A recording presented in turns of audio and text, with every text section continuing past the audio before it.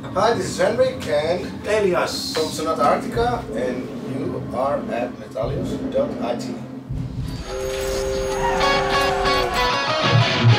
Every child that dawns a day, wonder from where they come. Hello friends of Metallus.it. Today we are here with Elias and Henkka from Sonata Arctica. Mitä kuuluu, guys? Hello. Okay, I would like to break the ice and talk about Pariah's Child. Yeah. That is your 8th studio album. And I would like to ask you something about the feedback it has got from the fans and the media, because I assume it was welcomed in a positive way. Yeah, I mean, I don't know what people think. I'm just playing, you know. But I think we got some positive reviews, and the fans seem to like it, at least some of them. So I think it's got a better reception than the last album. Okay, what could you say about the album title? Because as soon as we got to know the title, a few people started to think that it was kind of related to the outcast of the Indian society. But seeing the artwork of the album, I immediately thought it was related somehow to the wolf and to the raven we can see in it. All right. Yeah. So what would you like to tell us something more about it? Yeah, it was more of like, because for the past few albums we have been doing a lot of experimentation, and that made us sort of outcast in certain circles, and so we became sort of Pariah, and out of that Pariah's Child was born. So it's really that simple. Talking about the artwork, I've seen that you used the old logo. Yeah. So we can talk about. Can we talk about a comeback to the roots, if we can say so, musically speaking? Well, I would say it's more leaning back towards the roots, but it's not. You know, I wouldn't say that there's much similarities between like Ecliptica and Silence or Pariah's Child. It would be like we're going back to a certain point in time, like around Reckoning Night, maybe something like that. So. I mean, you can talk about it however you like. Okay. Your previous record, Stone's Grower Name, was a more hard rock album, and this one sounds to me more melodic album. So for this reason, I thought that personally, this album, I will put this album at Unya's place right after. Was that Reckoning Night? So I would like to ask you, about this comeback to the roots, as we said. Was it intentional or spontaneous? What can you say about it? I don't know. I think both. Both in a way. Yeah, because I think I would label Unya as a transition album. Yeah. Yeah. So do you agree with me? Sort of, Yeah, it's really easy to agree with you. I think Tony has maybe over 100 songs. To choose from. Yeah, and we sort of 100. Something like yeah. that. We Big, we choose together. We try to choose together the Songs that would fit Sonata Arctica the best. Okay. This album was entirely produced by you, but you've also worked with Mikko Karmila. Yes. Is that right? Yeah. What could you say about the work you've done with him? Well, I think he's a really great guy, and the work he has been doing for us is just to mix the album. I don't think we ever recorded anything. Just like when we recorded everything, then he mixed it. And he's a really good engineer, and he's been around for quite a long time, so he's really great at what he does. And we were thinking about working with him again this time, but then when we started to make the album and record all together in Pariah, new bass player studio, we somehow just felt that this was an album that we had to make justify us, and with no outside input whatsoever. And we thought that was, the unity between the guys while we were working were just so clear, so we didn't want to mess with that. And so we decided together that Pasi will mix it and we do it as a band. Okay. You've mentioned Pasi, so I would like to ask you about his contribution in this album, because I know that he has also worked with you in the past. Just today I've read the credits in the Days of Grace, and I've seen his name on it. So I would like to ask you what kind of contribution he gave to the album. This album or all the stuff? This album. This album. He gave everything. What do you mean with Exactly. everything? Yeah. Money. I mean, he was, Money? No, the thing was, of course, as a part of the band, he did the bass parts and played the bass, but then he was also the recording engineer, so he recorded the drums and the guitars and the organ, the rest of the keyboards and so. But he was the main engineer, and then he also mixed the album, and so his contribution was quite big on this album, I would say. Okay, listening to the album, I was captured by a song, the longest track of the album, Larger Than Life, and I got the sensation of listening to something related to Queen. Is that right? Yeah, I think so. I also know that Queen was one of the favorite bands for Tony. So. It still is one of his favorites. Yeah. Okay.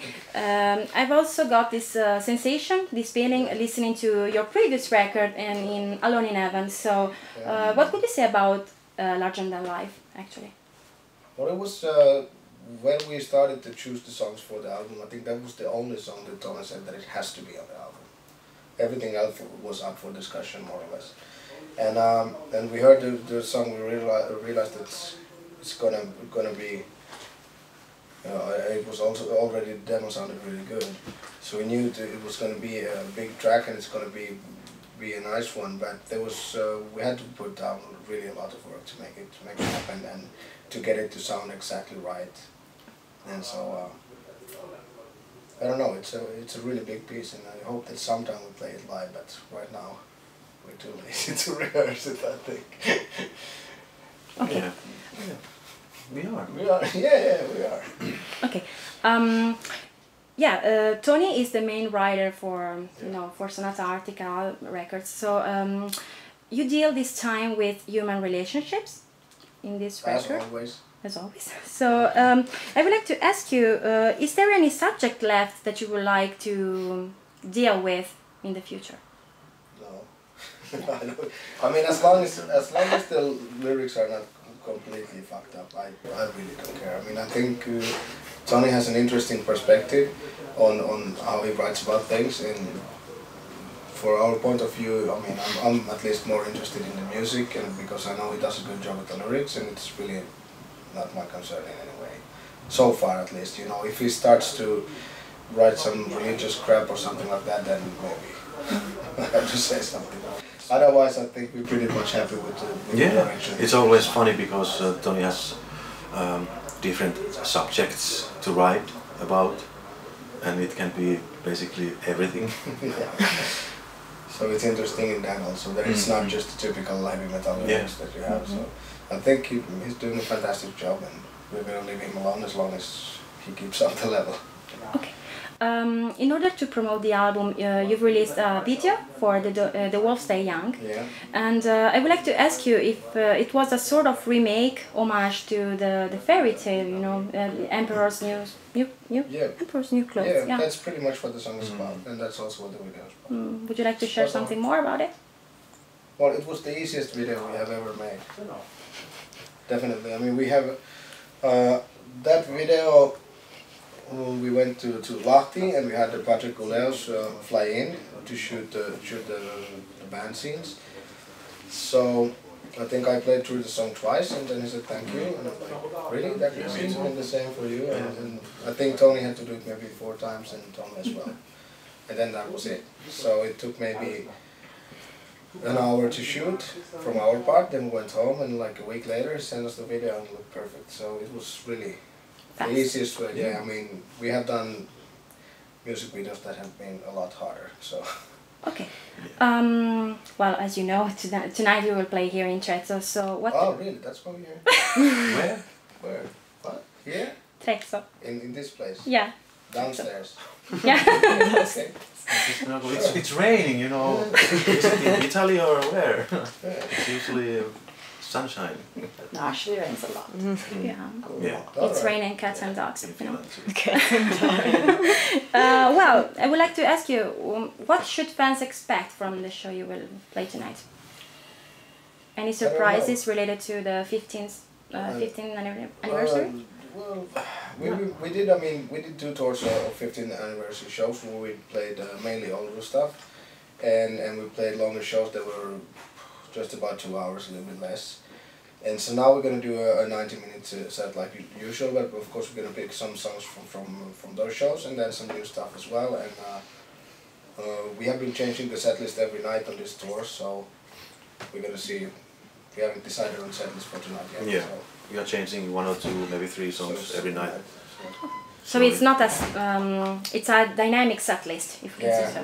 Yeah, there's some certain elements. We don't focus on the same songs. No, there's some stuff like the beginning and the end is similar, but then in between we switch it up a little bit every night. So. Okay.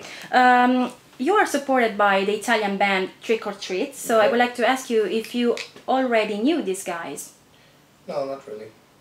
No, Before. no. But we know them now. Yeah. And they're really cool guys, and now when you have had the chance to listen to the music, it's not half that bad, you know. It's like we checked it out, of course, before we went on tour, and okay, let's see, and now we've been on tour for how long?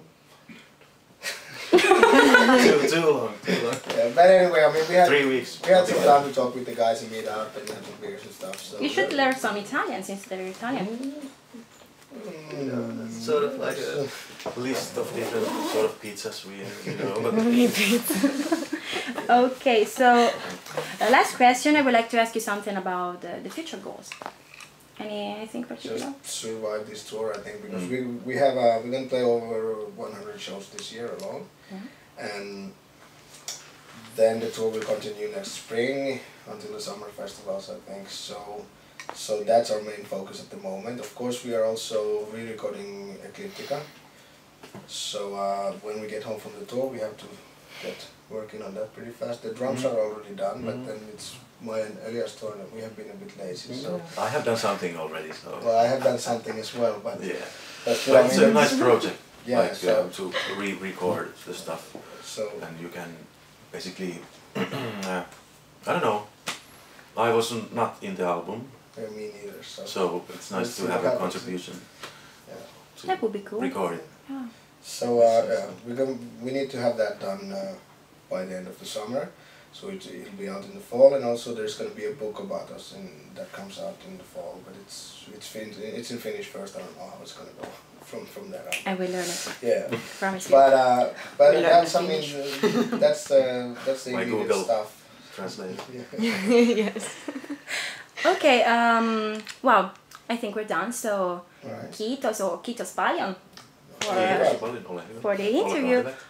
Oh, thank you. Would you like to share the final words with our readers and Italian fans, of course? In Finnish, in Italian, in English, I dare you. Faf. No. Buongiorno. Buongiorno. Buonasera. Buonasera. It's evening already. Yeah. Ah, Yeah. Buonanotte. Mille grazie.